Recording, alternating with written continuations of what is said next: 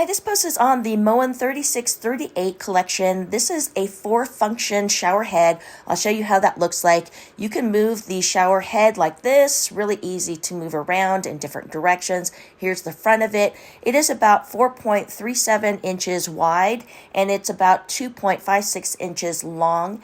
And it does come in different finishes. It comes in a brushed nickel, an oil rub bronze, and a chrome. So this one is the chrome. And so if you're looking for a simple but functional shower head, this one is really great to have.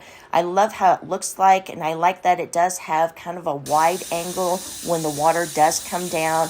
And then the other thing that I love is that you can change the functions really easily by just turning the knob head. So I'll show you how that works.